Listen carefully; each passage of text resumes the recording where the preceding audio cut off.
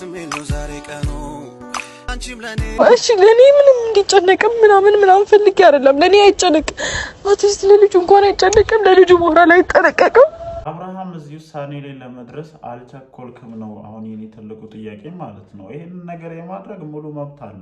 አንተን ይሄንን ነገር አታድርግ ብሎ የማስቆም አቅሙ ያለው ሰው ይኖራል የሚል እሳቤ የለኝም። ለዛም ይመስለኛል ከአባትህ ጀምሮ አብዛኞቹ በአንተ ዙሪያ ያሉ ሰዎች አንተ የምታደርገው ነገር ላይ ጣልቃ ከመግባት ይልቅ ማለት ነው ነገሮችን በዝምታ እየተመለከቱ ያሉ ማለት ነው። ምክንያቱም አሁን ላይ አንተን እንደዚህ አታድርግ ይሄንን ተው ያንን አድርግ ምናምን ማለት መልሶ ያንን ሰው የሚያሳፍርና ዋጋ የሚያስከፍል ነው። አሁን ዛሬ የምታደርጋቸውን ነገሮች እያጨበጨቡ ትክክል ነህ እያሉ ያሉ ሰዎች ምናልባትም ነገ ባደረግከው ድርጊት መልሰው ከአንተ ጋር እኩል የሚያፍሩ ሰዎች ሊሆኑ ይችላሉና እንደኔ ሳስብ ሄርሜላ አንተን የምትፈልግ ሴት ናት፣ አንተን የምታፈቅር ሴት ናት። በየትኛውም አጋጣሚ ይሄ ለሷ ትልቅ ደስታ ሊሆን የሚችል አይነት ነገር ነው። ግን አንተ እዚህ ውሳኔ ላይ ስትደርስ ከአንተ ጀርባ በጣም ብዙ ነገሮች እንዳሉ ማስተዋል መቻል ነበረብህ። በጣም የፈጠንክ እየመሰለኝ ነው።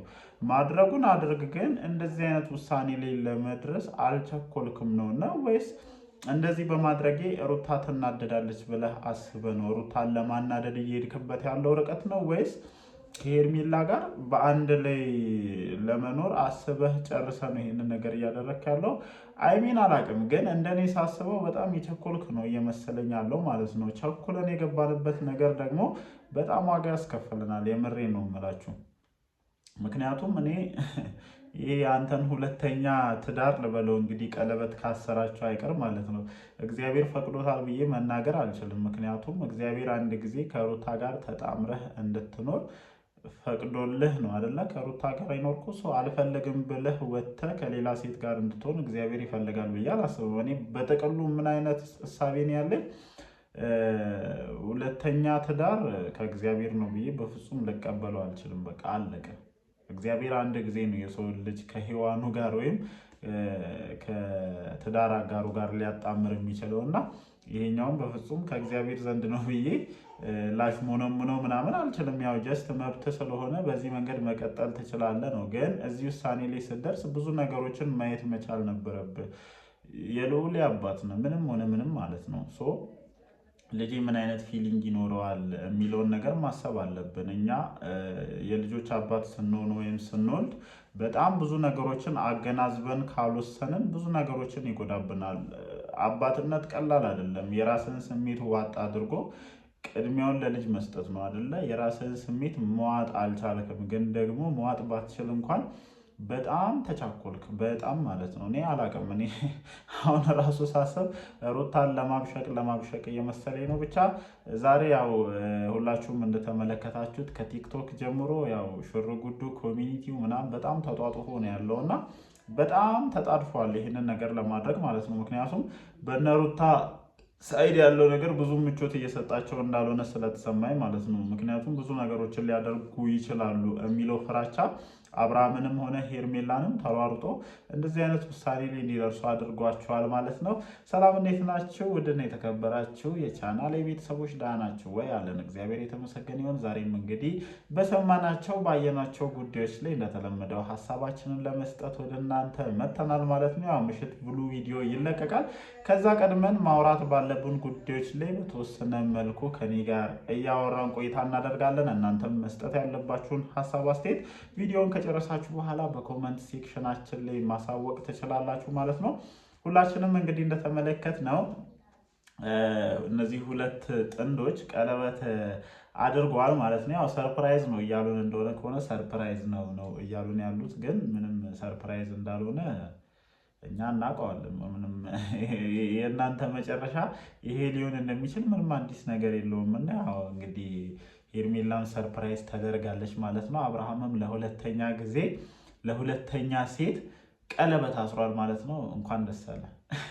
አንተ ፍላጎት ከሆነ አንተን የሚያስደስት ከሆነ ይሄ ነገር የምርም ህይወትን ወደ ተሻለ ደረጃ ይወስድልኛል ብለህ የምታምንበት ነገር ከሆነ እንኳን ደስ አለ። እንግዲህ እኛ ትዳር ውስጥ ያለውን ክፍተት አናቅም እንደ ሰው፣ ግን እዚህ ሚዲያ ላይ ከምናያቸው ከምንሰማቸው አንዳንድ ነገሮች ሀሳቦችን እንሰጣለን። እኔ ዴፊኒትሊ አንተን ሙሉ ለሙሉ እንትን አድርጌ መናገር አልፈልግም። ምናልባትም እንደ ሰው የተቸገርክበት እንደ ሰው እንትን ያልክበት ነገር ሊኖር ይችላል። ከሩታ ጋር በነበረ ሪሌሽንሺፕ ውስጥ ማለት ነው ሰው ያልተረዳህ ነገሮች ሊኖሩ ይችላሉ። ብዙ ጊዜ ትዳር ውስጥ በሚፈጠሩ ነገሮች ብዙ ጊዜ ወንዶችን ሰዎች አይረዷቸውም ማለት ነው። ምን አይነት ነገሮችን እያሳለፈን እንደሆነ እንደ ሴቷ ወተን እያለቀስን ሰውን ማስረዳት ስለማንችል፣ ያለውን ነገር ለሌላ ሰው አውጥተን መናገር ስለማንችል፣ የትዳራችንን ሚስጥር ሌላ ሰው እንዲሰማብን ስለማንፈልግ ብዙ ጊዜ እየደረሰብን ያለብንን ነገር ላይታወቅ ይችላል። አንተም ምናልባት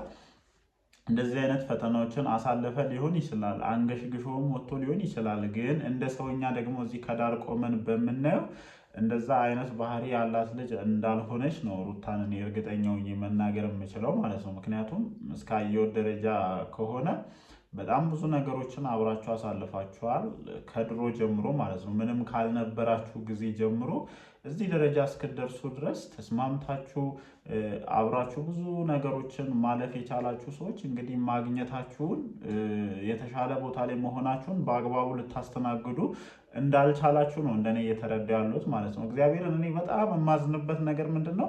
አንዳንድ ጊዜ ለካ ፈጣሪ ወዶ አይደለም የሰውን ልጅ የሚነሳው ማለት ነው። ምክንያቱም ስናገኝ ሌላ መልክ ነው የሚኖረን ማለት ነው። እግዚአብሔርን ሁላ ማዳመጥ እንተዋለን እና ያ ደግሞ እጅግ በጣም አስቸጋሪ የሆነ ነገር ነው እና በጣም ብዙ ያዩዋቸው ነገሮች ስላሉ ነው ይህንን ነገር እያልኩ ያሉት ማለት ነው። ለምሳሌ እዚህ ሚዲያ ላይ ከምናውቃቸው ከፍቅርና ፉአድ ራሱ ምሳሌ መውሰድ እንችላለን። እንዴት ሲሰሩ እንደነበሩ ሁላችንም እናውቃለን እና በተለይ አዲስ አበባ ከገቡ በኋላ እየተፈጠሩ ያሉ ነገሮች እነዚህ ልጆች እንዲለያዩ እንዳደረጋቸውና ሁለቱም በተለያየ አቅጣጫ እንዲሄዱ አድርጓቸዋል። በመሀል ልጅ እያለ ማለት ነው እና አስቸጋሪ ነው። እግዚአብሔር ይጠብቀን ነው የሚባለው። ማግኘታችንን በአግባቡ ማስተናገድ እንድንችል፣ ነገሮችን በአግባቡ መረዳት እንድንችል እግዚአብሔር ይርዳን ነው ማለት የሚቻለው ማለት ነው። እኔ አሁንም አንተን ረገጥ አድርጌ መናገር አልችልም። ምናልባት እንደ ወንድ ልጅ ተሸክመ ያለፍካቸው ያልተስማማህባቸው ብዙ ነገሮች አሉ። ትዳር ውስጥ እኮ ከቤተሰብ ጀምሮ በጣም ብዙ ነገሮች ይኖራሉ እና ግን እዚህ ሚዲያ ላይ በምናየው ነገር ጥፋተኛ አድርገን ልንኮንንህ የምንችለው አንተን ነው። ከሩታ ጋር ሳትለያዩ ወደ ሌላ ሴት ሄድከው አንተ ነህ። በእሷ እርግዝና ሰዓት ሌላ ሴት አምጥተህ ስታስጨንቃት የነበርከው አንተ ነህ። ስታስለቅሳት የነበርከው አንተ ነህ። ከዚህ ነገር ጀርባ እኔ እውነት አለኝ የምትል ከሆነ እሱን አንተና እግዚአብሔር ናችሁ እንግዲህ ልታውቁት የምትችሉት ማለት ነው። ግን እንደ ሰውኛ እኛ የምናየውንና የምንሰማውን ነገር ነው እዚህ ጋር መቼስ አምጥተን ማውራት የምንችለው እና እኔ በተለይ እኔ እንጃ ሴት ልጅ ያለቀሰችበትን ቀላል ህይወት ይኖረዋል ብዬ እንደኔ አላስብም። እና ሩታ በጣም ትጎዳለች በመጀመሪያ ደረጃ ማለት ነው። ሩታ ብቻ ሳትሆን የልዑል እናት የልዑል የምትወደው ልጅህ እናት በጣም ትጎዳለች። ምናልባት አሁን ላይ ከአንተ ጋር በተፈጠረው ነገር ክርክር ውስጥ ስላላችሁ ንትርክ ውስጥ ስላላችሁ ያልተጎዳችና ምንም ያልመሰላት ሊመስልክ ይችላል። አንተ አላቅም፣ ግን ይሄ ነገር ምን ያክል እንደሚጎዳት ያሰብክ አይመስለኝም። እንደዚህ አይነት መንገድ መሄድ ከፈለክ ራሱ ነገሮችን በዚህ ልክ ገሃድ ማውጣትና ማስጮሁ አስፈላጊ ነው የሚል እሳቤ የለኝም እንደኔ። ሄርሜላ ግን የለፋችበትን የጣረችበትን የተሰደበችበትን ነገር ነው በእጇ እያስገባች ያለችው እና ይህንን ነገር በጣም ትፈልገዋለች።